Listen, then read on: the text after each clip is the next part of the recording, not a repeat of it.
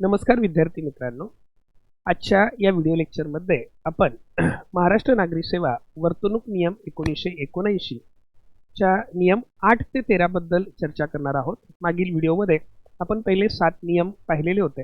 हा video publish झाल्यानंतर बऱ्याच विद्यार्थ्यांनी फोनद्वारे, मेसेजेसद्वारे किंवा यूट्यूबच्या कमेंट्सद्वारे याचा पुढील भाग अपलोड करा अशी विनंती केलेली होती आणि त्याच्यानंतर माझ्या लक्षात आलं की हा जो घटक आहे हा महिला व बालविकास विभाग असेल, ग्रामविकास विभाग असेल किंवा एक्साइज डिपार्टमेंट असेल, GST डिपार्टमेंट असेल किंवा शासनाच्या ज्या सर्व डिपार्टमेंटल परीक्षा आहेत त्या सर्व विभागांच्या डिपार्टमेंटल परीक्षेच्या अभ्यासक्रमामध्ये हा घटक अतिशय महत्त्वाचा आहे आणि तो स्पर्धा परीक्षांच्या दृष्टिकोनातून समजून घेणं गरजेचं आहे आणि त्यासाठी आपण हा व्हिडिओ लेक्चर बनवत आहोत। आजच्या या सेशनमध्ये आपण 8 ते 13 नियमांच्या बद्दल चर्चा करणार आहोत।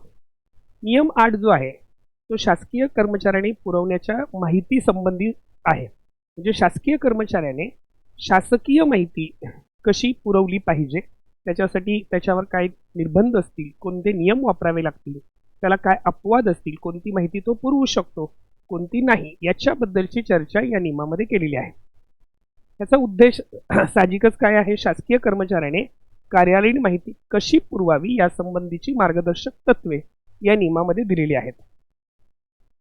कोणताही शासकीय कर्मचारी आपली जी शासकीय माहिती, कार्यालयीन माहिती ज्यावेळेला तो नागरिकांना देतो किंवा इतर कर्मचाऱ्यांना देतो त्यावेळेला त्याच्याकडे जर माहितीचा अधिकार अधिनियम 2005 अन्वये अर्ज प्राप्त झाला असेल तरच तो ती माहिती देऊ शकतो।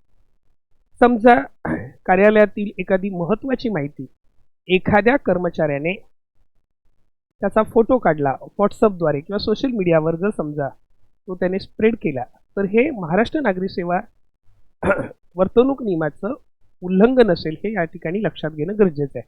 म्हणजे तुम्ही माहिती देत असताना ती माहिती ही माहितीचा अधिकार अधिनियम 2005 च्या तरतुदीनुसारच देणं आवश्यक आहे। याची जबाबदारी जी आहे ही त्या शासकीय कर्मचाऱ्यावर आहे।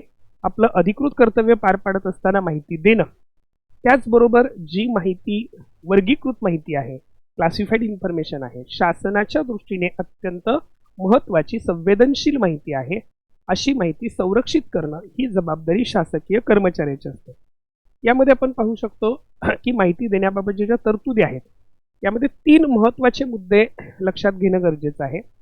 शासकीय कर्मचाऱ्यांनी माहिती देत असताना पहिला महत्त्वाचा मुद्दा, माहिती अधिकार अधिनियम 2005 नुसार ती दिली पाहिजे। ती कृती सद्भावपूर्वक असली पाहिजे। माहिती देण्याचं कर्तव्य जे आहे हे सद्भावपूर्वक झालं पाहिजे, गुड फेथ मध्ये झालं पाहिजे आणि शासनाच्या कामकाजात पारदर्शकता आणणं हा यामागचा हेतू आहे। परंतु ही माहिती देत असताना या 3 गोष्टींचा विचार करणं, या 3 तरतुदींचा विचार करणं खूप गरजेचं आहे। म्हणजे माहिती देत असताना प्रत्येक कर्मचाऱ्याने ही माहिती अधिकार अधिनियम 2005 नुसार दिली पाहिजे, ती नागरिकांना उपलब्ध करून दिली पाहिजे। ही माहिती देत असताना आपण ती सद्भावपूर्वक दिली पाहिजे। जी माहिती आपल्याला देणं भाग आहे अशी माहिती देताना ती सद्भावपूर्वक दिली पाहिजे, गुड फेथ मध्ये दिली पाहिजे आणि त्याच्यामुळे साहजिकच माहिती अधिकार अधिनियम 2005 लागू करण्याच्या मागचा हेतूच तो आहे की ट्रान्सपरन्सी, शासनाच्या कारभारामध्ये ट्रान्सपरन्सी दिसली पाहिजे, ही पारदर्शकता दिसून येणं हे खूप महत्त्वाचं आहे। आता याच्यामध्ये सगळ्यात महत्त्वाचा नियम 8 मध्ये महत्त्वाचा मुद्दा आहे तो म्हणजे गोपनीयतेचा। गोपनीयतेचं पालन होणं गरजेचं आहे। यामध्ये जी काही वर्गीकृत माहिती आहे, वर्गीकृत माहिती म्हणजे थोडक्यात जी देशाच्या किंवा राज्याच्या सार्वभौमत्वाच्या दृष्टीने महत्त्वाची असेल, शासनाच्या दृष्टीने महत्त्वाची असेल अशी वर्गीकृत माहिती शासनाच्या पूर्व परवानगीशिवाय आपणास देता येत नाही। याच्यामध्ये शासनाच्या पूर्व मंजुरीशिवाय किंवा कर्तव्याचा भाग असल्याखेरीज कोणताही कार्यालयीन दस्तऐवज किंवा वर्गीकृत माहिती कोणालाही देऊ नये। अनधिकृत व्यक्ती, इतर शासकीय कर्मचारी किंवा खाजगी व्यक्ती यांना अनधिकृतपणे माहिती पुरवण्यास सक्त मनाई आहे। म्हणजे तुम्ही माहिती देऊ शकता पण त्यासाठी माहिती अधिकार अधिनियम 2005 अन्वये अर्ज प्राप्त झाला असेल तर त्यामध्ये सुद्धा जी काही क्लासिफाईड इन्फॉर्मेशन आहे, जी वर्गीकृत माहिती आहे, ही वर्गीकृत माहिती देण्यासाठी तुम्हाला शासनाची पूर्व परवानगी लागेल, याची आपण काळजी घेणं गरजेचं आहे। म्हणजे जी महत्त्वाची माहिती आहे याच्यावर शक्यतो प्रश्न विचारत असताना की माहिती देण्यासंबंधीचा नियम कोणता आहे, तर नियम 8 आहे. आणि ही माहिती देत असताना जी महत्त्वाची 3 तत्व आहेत, महत्त्वाच्या 3 तरतुदी कोणत्या आहेत, तर माहिती देत असताना 3 गोष्टीकडे लक्ष देणं गरजेचं आहे. की माहिती अधिकार अधिनियम 2005 या कायद्याच्या तरतुदीखाली दिली गेली पाहिजे. दुसरं महत्त्वाचं ती गुड फेथमध्ये दिली पाहिजे. आणि तिसरा महत्त्वाचा मुद्दा की ही माहिती देण्याचा मागचा उद्देश जो आहे हे शासनाच्या कामकाजामध्ये पारदर्शकता आणणं, या घटकावर तुम्हाला प्रश्न विचारला जाऊ शकतो. त्याचा नियम 9 जो आहे हा वृत्तपत्रे किंवा आकाशवाणी यांच्याशी संपर्क, शासकीय कर्मचाऱ्यांचा प्रसारमाध्यमाशी होणाऱ्या संवादावर नियंत्रण ठेवणं.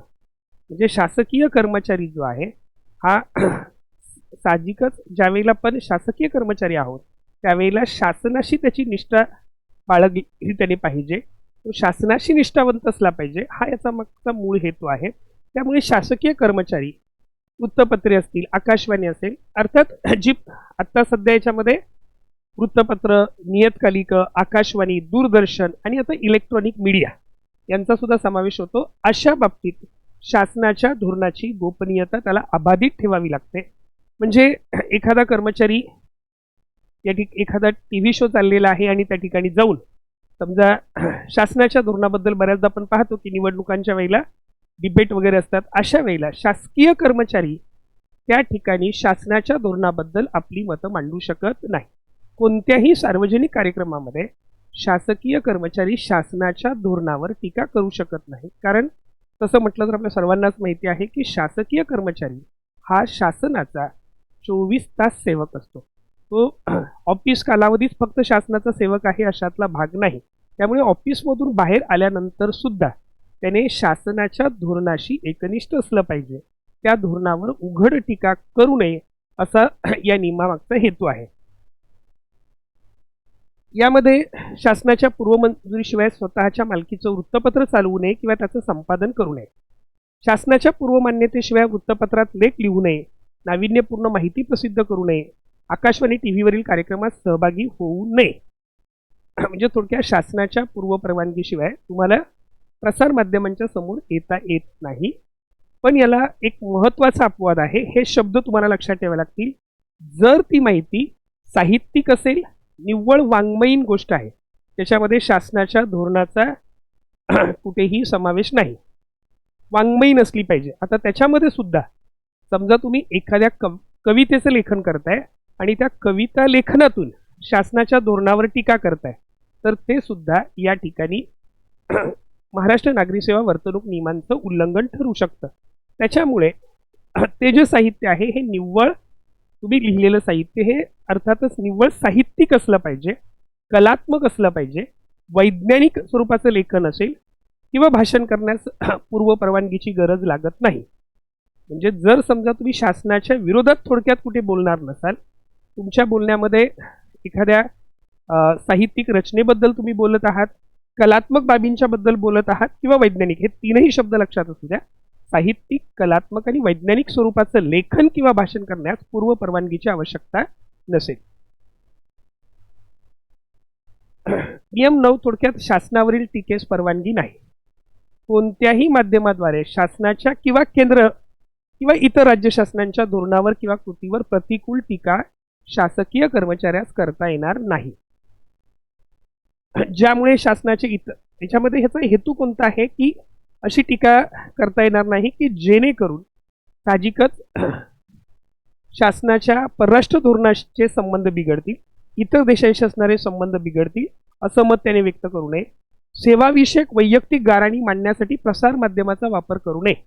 म्हणजे समजा एखादा शासकीय कर्मचारी उद्या एखाद्या टीव्ही शोमध्ये जाऊन शासकीय कर्मचाऱ्यांच्या बदल्यांचे नियम कसे चुकीचे आहेत याचं स्पष्टीकरण देऊ शकत नाही, त्याच्याबद्दल आपलं मत मांडू शकत नाही, किंवा एखादा शासकीय कर्मचारी शासनाने घेतलेल्या एखाद्या निर्णयाबद्दल कोणत्याही न्यूज चॅनलला बाईट वगैरे देऊ शकत नाही, हे यामधून आपण लक्षात घेणं गरजेचं आहे. नियम 10 जो आहे हा समितीपुढे किंवा प्राधिकरणापुढे साक्ष, म्हणजे कोणत्याही खाजगी समितीपुढे शासकीय कर्मचारी साक्ष देऊ शकत नाही, याच्या संदर्भातली तरतूद ही नियम 10 मध्ये आहे. फक्त हे क्रमांक थोडेसे लक्षात राहणं गरजेचं आहे की नियम 10 मध्ये कोणती तरतूद आहे असा प्रश्न विचारला जातो. तर समिती पुढे किंवा प्राधिकरणापुढे साक्ष याच्या संबंधितचा जो नियम आहे तो नियम 10 आहे. चौकशी समित्यांसमोर साक्ष देताना कोणती बंधनं पाळायची याच्या संदर्भातली तरतूद ही नियम 10 मध्ये आहे. शासनाच्या पूर्व मान्यतेशिवाय कोणत्याही व्यक्तीने, समितीने किंवा प्राधिकरणाने आयोजित केलेल्या खाजगी चौकशीत साक्ष देऊ नये. खाजगी चौकशी त्याचा अर्थ एखादं प्राधिकरण आहे आणि एखादं प्राधिकरण किंवा एखादं मंडळ हे समजा शासनविषयक बाबीबद्दलची चौकशी करत आहे, कार्यालयीन कामकाजाची चौकशी करत आहे, तर पूर्व परवानगीशिवाय साक्ष देऊ नये. साक्ष देताना शासनाच्या धोरणावर टीका करण्यास मनाई आहे. म्हणजे सगळ्यात महत्त्वाचं लक्षात ठेवा, शासकीय कर्मचाऱ्याने शासकीय धोरणाशी निष्ठावंत असलं पाहिजे. हे आपल्याला यामधून अधोरेखित करावं लागेल. फक्त याला अपवाद आहे, अपवाद लक्षात ठेवणं गरजेचं आहे. म्हणजेच 3 ठिकाणी तुम्हाला साक्ष देताना पूर्व मंजुरीची आवश्यकता लागत नाही. या 3 साक्ष कोणत्या आहेत तर न्यायालयीन चौकशी, म्हणजे तुम्ही ज्या कार्यालयामध्ये काम करत आहात त्या कार्यालयातलं एखादं प्रकरण, एखादा विषय हा न्यायालयीन चौकटीमध्ये आहे, त्याची न्यायालयीन प्रोसिजर चालू आहे. जर त्याची ज्युडिशियल प्रोसिजर चालू असेल आणि त्या ठिकाणी तुम्ही शासनाचे प्रतिनिधी म्हणून साक्ष देत असाल तर ती साक्ष देताना शासनाची पूर्व परवानगी लागत नाही. त्याच्यानंतर विभागीय चौकशी, समजा तुम्ही शासकीय सेवेत असताना तुमची डिपार्टमेंटल इन्क्वायरी सुरू आहे आणि वरिष्ठ तुमची चौकशी करत आहेत, अशा वेळेला त्या ठिकाणी ती शासकीय वरिष्ठांनी आदेश दिलेल्या प्रशासकीय विभागीय चौकशीसाठी तुम्हाला शासनाच्या पूर्व मंजुरीची आवश्यकता नाही. त्यानंतर संसदीय समिती आहे, संसद असेल किंवा विधिमंडळ असेल, त्यांनी नियुक्त केलेल्या प्राधिकरणासमोर साक्ष देताना सुद्धा तुम्हाला पूर्व परवानगीची गरज लागत नाही. नियम 11 हा खूप महत्त्वाचा आहे. अभिदान, वर्गणी. शासकीय कर्मचाऱ्याला वर्गणी गोळा करण्याचा, वर्गणी देण्याचा अधिकार नाही. याच्याबद्दलचं आहे, शासनाच्या पूर्व मंजुरीशिवाय कोणत्याही उद्देशासाठी रोख रक्कम किंवा वस्तूच्या स्वरूपात वर्गणी मागू नये किंवा गोळा करू नये. वर्गणी मागू नये किंवा गोळा करू नये म्हणजे अगदी आपल्या शासकीय कार्यालयामध्ये गणेशोत्सव साजरा करत आहात आणि तो गणेशोत्सव साजरा करण्यासाठी तुम्ही तुमच्या कार्यालयातील कर्मचाऱ्यांना सुद्धा अमुक एवढी वर्गणी द्याच अशी सक्ती करू शकत नाही, किंवा इतर नागरिकांच्याकडून सुद्धा, किंवा तुमच्याकडे एखादा कॉन्ट्रॅक्टर येतोय आणि त्या कॉन्ट्रॅक्टरला सांगताय की आम्ही गणेशोत्सव साजरा करतोय, तुम्ही 1000 रुपयाची पावती फाडा, तर हे महाराष्ट्र नागरी सेवा वर्तणूक नियमांचं उल्लंघन ठरेल. ही बाब आपल्याला लक्षात घेणं गरजेचं आहे. त्याच्यानंतर निधी उभारण्याच्या कार्यक्रमात प्रत्यक्ष किंवा अप्रत्यक्ष सहभागी घेण्यास मनाई आहे कोणत्याही कार्यासाठी. अर्थात त्याचा एक अपवाद यामध्ये सर्वात महत्त्वाचं लक्षात ठेवा, नियमांच्या बरोबर तुम्हाला अपवाद लक्षात घ्यावे लागतात. शक्यतो प्रश्न जे आहेत हे अपवादावर विचारले जातात. म्हणजे शासकीय कर्मचारी निधी गोळा करू शकत नाही किंवा वर्गणी गोळा करू शकत नाही किंवा त्या कार्यात सहभागी होऊ शकत नाही, तो स्वतः त्याची डिमांड करू शकत नाही. फक्त त्याला अपवाद कोणता आहे, तो वर्गणी कुठे देऊ शकतोय किंवा गोळा करू शकतोय तर national foundation for communal harmony हे जे केंद्र शासनाचा जो विभाग आहे त्या केंद्र शासनाच्या विभागामार्फत घेतली जाणारी ही जी national foundation for communal harmony जे ध्वजनिधीसाठी जी स्वेच्छेने वर्गणी दिली जाते, ही स्वेच्छेने दिलेली वर्गणी शासकीय कर्मचाऱ्याने गोळा करणं हे क्रमप्राप्त ठरतं. त्याने ते गोळा करून द्यावी लागते, त्याला मात्र परवानगीची आवश्यकता लागत नाही. त्यामुळे हे फक्त लक्षात ठेवा, national foundation for communal harmony नवी दिल्ली यांच्यासाठी जे ध्वज दिन निधीसाठी आपण जी वर्गणी गोळा करतो त्याची शासकीय कर्मचाऱ्याला परवानगी आहे. नियम 12 खूप महत्त्वाचा आहे, देणग्यांच्या संदर्भात आहे. यासाठी प्रत्येक शासकीय कर्मचाऱ्याने अतिशय दक्ष असणं गरजेचं आहे. त्याचा उद्देश जो आहे तो लाच किंवा भ्रष्टाचाराला आळा घालणं आणि प्रशासकीय सचोटी राखणं. प्रशासकीय सचोटी राखणं म्हणजे थोडक्यात कर्मचाऱ्याचा आपल्या कामाप्रती असणारी निष्ठा, प्रामाणिकपणा राखणं याच्या संदर्भातला जो नियम आहे हा देणग्यांच्या स्वरूपात आहे. याच्यामध्ये देणगीच्या व्याख्येवर परीक्षेला प्रश्न विचारला जातो. देणगी कशास म्हटलं जातं तर त्यामध्ये महत्त्वाचं लक्षात ठेवा, देणगी म्हणजे केवळ रोख रक्कम नव्हे, तर देणगी रोख रक्कम असेल, काही वस्तू असेल, त्याचबरोबर विनामूल्य सेवा. म्हणजे समजा तुम्ही एखाद्या व्यक्तीकडून प्लेनचं तिकीट बुक करून घेतलं तर ती सुद्धा देणगी असेल. एखाद्या व्यक्तीला सांगितलं की एखाद्या व्यापाऱ्याला सांगितलं की माझी हॉटेलची सोय कर, मी या ठिकाणी भेटीसाठी जात आहे, तर ती सुद्धा देणगीमध्ये समाविष्ट असेल. रोख रक्कम, वस्तू किंवा विनामूल्य सेवा, वाहतूक, भोजन, निवास या सगळ्यांचा समावेश त्याच्यामध्ये असेल त्या सेवांचा. फक्त जर जवळच्या नातेवाईकांच्याकडून तुम्ही काही रक्कम घेत असाल, त्या रकमेच्या मर्यादा पुढे आहेत, काही रक्कम घेत असाल, वस्तू घेत असाल, विनामूल्य सेवा घेत असाल, तर त्या फक्त या ठिकाणी अपवाद असतील. मग ते जवळचे नातेवाईक असतील, मित्रांच्याकडून घेतलेले असतील तर. पण नातेवाईक आणि मित्र यांच्या व्यतिरिक्त लोकांच्याकडून ज्यावेळेला पण रोख रक्कम, वस्तू किंवा विनामूल्य सेवा घेतो ती देणगीमध्ये समाविष्ट होते. त्याचा जो मूलभूत नियम आहे तो म्हणजे कोणताही शासकीय कर्मचारी किंवा त्याच्या कुटुंबियांनी कार्यालयीन संबंध असलेल्या व्यक्तीकडून देणगी स्वीकारू नये. जे शासकीय कर्मचाऱ्यानेही स्वीकारू नये आणि त्याच्या कुटुंबियांनी सुद्धा कार्यालयीन संबंध असलेल्या व्यक्तीकडून देणगी स्वीकारू नये. म्हणजेच थोडक्यात कार्यालयीन व्यक्तीशी संबंध असणारे म्हणजे ज्यावेळेला तुम्ही शासकीय सेवक आहात, म्हणजेच लोकसेवक आहात. लोकसेवक असल्यामुळे अनेक लोकांचे हितसंबंध जे आहेत ह्या शासकीय कार्यालयाशी जोडलेले असतात. अशा लोकांच्याकडून आपण देणगी स्वीकारू शकत नाही किंवा आपल्या कुटुंबियांना सुद्धा ती देणगी स्वीकारता येत नाही, हे लक्षात घेणं गरजेचं आहे.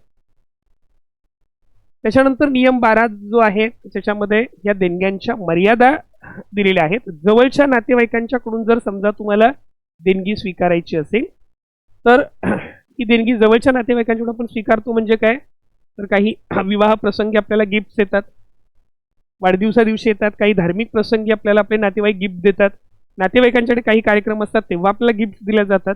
पण ह्या देणग्या स्वीकारत असताना त्यांचं मूल्य जे आहे, गट अ चा जो अधिकारी आहे 25,000पेक्षा जास्त देणगी स्वीकारू शकत नाही. त्याने तशी स्वीकारली तर ते शासनाला कळवणं क्रमप्राप्त असतं. गट ब चा जो कर्मचारी आहे 15,000पेक्षा जास्त देणगी स्वीकारू शकत नाही. गट क चा कर्मचारी 7,500पेक्षा जास्त ही देणगी स्वीकारू शकत नाही आणि गट ड चे कर्मचारी 1,000 रुपयेपेक्षा जास्त देणगी स्वीकारू शकत नाहीत. त्याच्यानंतर कोणताही शासकीय कर्मचारी किंवा त्याच्या कुटुंबियांनी मगाशी आपण म्हटल्याप्रमाणे कार्यालयीन संबंध असलेल्या व्यक्तीकडून देणगी स्वीकारू नये. म्हणजे ही जी देणगी आहे कुणाकडून स्वीकारता येते, तुम्हाला फक्त जवळच्या नातेवाईकांच्याकडून स्वीकारता येते, मित्रांच्याकडून स्वीकारता येते. म्हणजे हा जो नियम आहे हा जवळच्या नातेवाईकांपुरता आहे.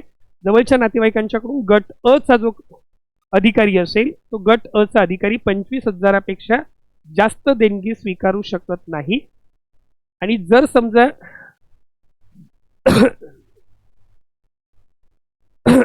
समजा त्याने अशी देणगी स्वीकारली तर त्याची माहिती शासनाला देणं त्यास अनिवार्य असेल. गट ब अधिकाऱ्यासाठी 15,000पेक्षा जास्त, गट क कर्मचारी 7,000पेक्षा जास्त, गट ड कर्मचारी 1,000पेक्षा जास्त. जुळ्याजुळवासाठी वगैरे याच्यावर प्रश्न विचारला जातो. हा मुद्दा खूप महत्त्वाचा आहे. कोणता अधिकारी किती पर्यंत देणगी स्वीकारू शकतो या मर्यादेवर परीक्षेला प्रश्न विचारले जातात. त्याच्यानंतर मित्र आणि इतर व्यक्तींच्याकडूनच्या देणग्या आहेत. म्हणजे ह्या ज्या पहिल्या देणग्या आहेत ह्या केवळ जवळच्या नातेवाईकांच्याकडून. मित्रांच्याकडून तुम्ही देणगी स्वीकारू शकता. याचं जे प्रमाण आहे, गट अ व ब चे जे अधिकारी आहेत हे 1,500पेक्षा जास्त रुपयाची देणगी मित्रांकडून स्वीकारू शकत नाहीत. गट क चे जे अधिकारी आहेत हे 1,000 रुपयेपेक्षा, गट क चे जे कर्मचारी आहेत हे 1,000 रुपयेपेक्षा जास्त देणगी स्वीकारू शकत नाहीत.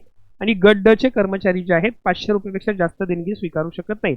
आणि दिलेल्या मर्यादेपेक्षा जास्त देणगी तुम्ही स्वीकारली तर ती बाब शासनाच्या निदर्शनात आणून देणं हे शासकीय कर्मचाऱ्यासाठी अनिवार्य ठरतं. त्याचबरोबर ह्या वरील मर्यादेपेक्षा किमतीची देणगी स्वीकारण्यासाठी शासनाची पूर्वमंजुरी आवश्यक असते. आणि कोणत्याही इतर व्यक्तीकडून अधिकारी जे आहेत हे 1,000पेक्षा जास्त देणगी स्वीकारू शकत नाहीत, गट अ ब चे अधिकारी. आणि गट ग आणि ड चे कर्मचारी जे आहेत हे 500 रुपयेपेक्षा जास्त देणगी इतर कोणत्याही व्यक्तीकडून स्वीकारू शकत नाहीत. तिसरा महत्त्वाचा मुद्दा आहे सार्वजनिक समारंभ. आता शासकीय कर्मचारी असल्यामुळे शासनाच्या पूर्वमंजुरीशिवाय स्वतःच्या किंवा इतर कर्मचाऱ्यांच्या सन्मानार्थ जे कार्यक्रम आयोजित केले जातात अशा कोणत्याही सार्वजनिक समारंभास त्याने मान्यता देऊ नये किंवा स्वतः तिथे उपस्थिती राहू नये. म्हणजेच या ठिकाणी थोडक्यात लक्षात काय ठेवायचं आहे की सार्वजनिक समारंभाच्या सहभागाबद्दलचा नियम आहे. स्वतःचा सन्मान करून घेऊ नये, कोणतेही मानपत्र किंवा प्रशस्तीपत्र स्वीकारू नये. म्हणजे उदाहरणार्थ समजा एखाद्या संस्थेने तुम्हाला समाजभूषण पुरस्कार दिला, तर शासकीय कर्मचारी असल्या कारणाने तुम्ही हा पुरस्कार शासनाच्या परवानगीशिवाय स्वीकारू शकत नाही. मग ती संस्था अर्थात राजकीय सामाजिक क्षेत्रातली कोणतीही संस्था असेल, जर ती तुमचा सत्कार करत असेल तर अशी बाब शासनाच्या निदर्शनात आणून द्यावी लागते. त्याचबरोबर निरोप समारंभासाठी कर्मचाऱ्यांकडून वर्गणी गोळा करण्यास सक्त मनाई आहे. मग तो निरोप समारंभ आपल्या सहकाऱ्यांचा असला, एखाद्या सहकारी कर्मचाऱ्याच्या निरोप समारंभासाठी तुम्ही वर्गणी गोळा करताय, तर निरोप समारंभासाठी कर्मचाऱ्याकडून वर्गणी गोळा करण्यास सक्त मनाई आहे. त्याच्यानंतर याला काही अपवाद आहेत. खाजगी निरोप, निवृत्तीच्या वेळी किंवा बदलीच्या वेळी आयोजित केलेला पूर्णतः खाजगी, अगदी इन्फॉर्मल असा एखादा कार्यक्रम असेल किंवा अनौपचारिक स्वरूपाचा निरोप समारंभ तुम्हाला आयोजित करता येईल. साधा कार्यक्रम, कमी खर्चाचे अल्पोपहार, घरगुती कार्यक्रम, मनोरंजनाचे कार्यक्रम स्वीकारण्यास हरकत नाही. पण अगदी भव्य दिव्य असा सोहळा साजरा करायचा नाही. सागर संगीत असा सोहळा कुठलाही स्वतःचा गौरव करून घेण्याचा, स्वतःचा सन्मान करून घेण्याचा सोहळा साजरा करायचा नाही. ही गोष्ट आपल्याला लक्षात ठेवावी लागते. तर अशा पद्धतीने आपण या व्हिडिओ लेक्चरमध्ये महाराष्ट्र नागरी सेवा वर्तणूक नियम 1979 मधील नियम 8 ते 13 पाहिलेले आहेत. पुढील लेक्चरमध्ये आपण उर्वरित नियम पाहणार आहोत. त्याचबरोबर पुढील काही दिवसामध्ये आपण जे आयोगाच्या वेगळ्या परीक्षांच्या मध्ये या घटकावर विचारलेले जे PYQs आहेत त्याच्याबद्दल देखील चर्चा करणार आहोत. हा व्हिडिओ तुम्हाला आवडला असेल तर लाईक करा, चॅनलला सबस्क्राईब केलं नसेल तर सबस्क्राईब करा आणि आपल्या मित्रांच्या बरोबर तयारी करणाऱ्या मित्रांना तो पाठवा. सगळ्यात महत्त्वाचं म्हणजे ओमकार अकॅडमीच्या वतीने या ज्या सर्व खात्यांतर्गत परीक्षा आहेत या खात्यांतर्गत परीक्षांच्या बद्दल सविस्तर मार्गदर्शन केले जाते. आजपर्यंत ओमकार अकॅडमीच्या माध्यमातून जवळपास 1800 पेक्षा अधिक विद्यार्थी खात्यांतर्गत PSI परीक्षेत उत्तीर्ण झालेले आहेत. डिपार्टमेंटल ASO परीक्षेमध्ये अनेक विद्यार्थ्यांनी यश मिळवलेलं आहे. नुकत्याच झालेल्या डिपार्टमेंटल एक्साईज परीक्षेमध्ये ओमकार अकॅडमीचे जवळपास 250-300 विद्यार्थी होते. त्यातले नाही म्हटलं तर त्यांच्यामधल्या ज्या बहुतांश जागा आहेत त्या ओमकार अकॅडमीच्या विद्यार्थ्यांनी पटकावलेल्या असतील याच्याबद्दल मला खात्री आहे. तुम्हालाही या परीक्षांची तयारी करताना मार्गदर्शन लागलं तर नक्कीच ओमकार अकॅडमीच्या 9870480875 या क्रमांकावर फोन करा. ओमकार अकॅडमीचं ॲप्लिकेशन डाउनलोड करा. त्यामध्ये तुम्हाला या सर्व कोर्सेसच्या लिंक मिळतील. त्याचबरोबर या सर्व विषयांच्या ज्या टेस्ट सिरीज ह्या आपल्या ॲप्लिकेशनमध्ये उपलब्ध आहेत. तयारी करणाऱ्या सर्व विद्यार्थ्यांना ओमकार अकॅडमीच्या वतीने खूप खूप शुभेच्छा. धन्यवाद.